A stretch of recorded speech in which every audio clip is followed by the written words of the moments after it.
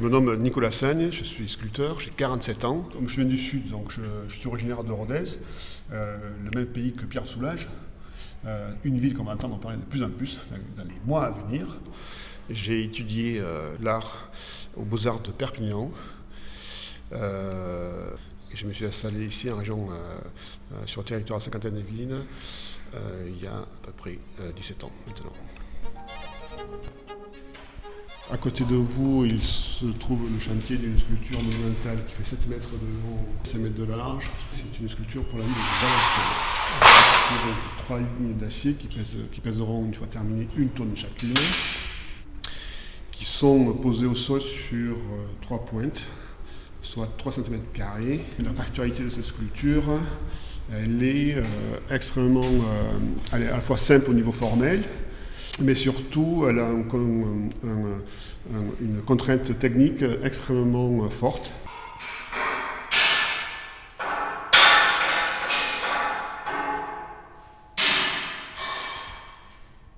Alors la particularité du travail que je mène, c'est dans la sculpture l'idée de concevoir des espaces vides et qui se jouent avec ces lignes d'acier.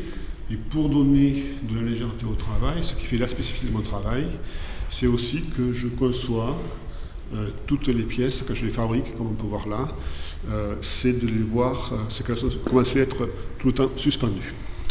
La particularité de cette technique donne après à la sculpture toute sa légèreté une fois qu'elle est finie. Parce que je décroche et il faut que ça tienne. Il faut que ça tienne dans les deux sens, plastiquement et physiquement. Voilà, c'est le propre de la sculpture. Donc cette technique me permet de trouver aussi ma position par rapport à la sculpture en général, qui est plutôt ancrée au sol et qui part du sol vers le ciel, tandis que la mienne est directement dans l'espace. Et je viens la poser au sol. C'est ce qui me différencie par exemple avec Bernard Monet.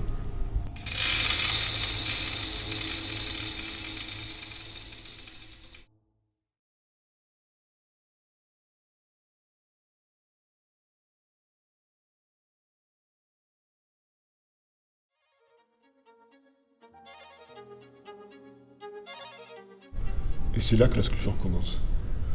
C'est un parcours, un cheminement qui est simple, mais qui est cohérent.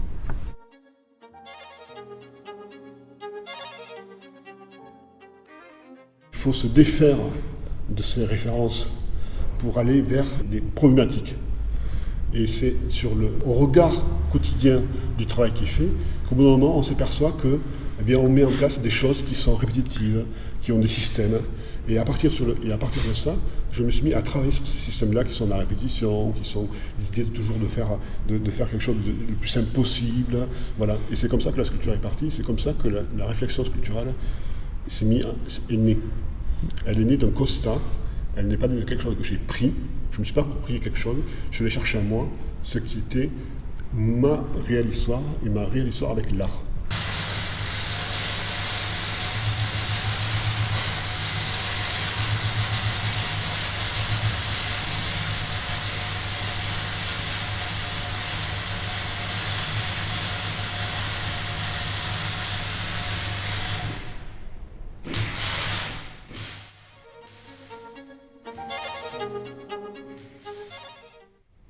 Alors je fais de la sculpture, la raison première étant de pouvoir agencer l'espace, créer de l'espace, transformer des espaces dans des lieux, induire une relation avec un objet, induire une réflexion avec le spectateur, et que le spectateur s'approprie la sculpture à la fois du regard, mais aussi de l'intérieur. La sculpture est pour moi un art très démocratique.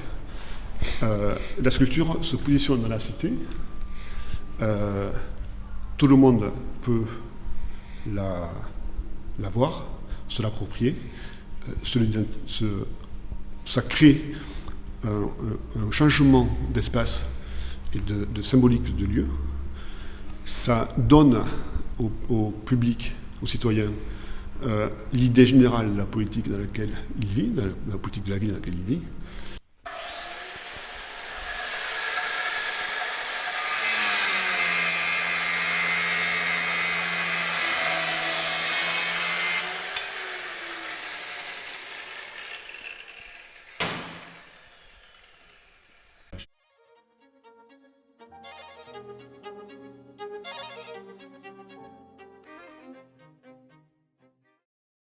Ma carrière, elle commence à être bien parce que c'est que du plaisir. Je vis de mon travail, je fais des gros projets. Euh, je sais qu'il y a des projets qui vont se mettre en œuvre. Voilà, je me sens bien. Je suis au début de ma deuxième carrière, à la fin de ma première et peut-être au début de ma deuxième. Oui, c'est le fait d'être sollicité et puis d'appartenir à un certain milieu artistique qui regarde votre travail avec attention. Et voilà, donc il y a des choses, des rencontres, des artistes importants qui aiment bien mon travail. Voilà, je suis reconnu par mes pairs. Ça frémit un peu de tous les côtés, je le sens bien. Donc moi, je continue à travailler encore plus pour justement vivre des beaux moments.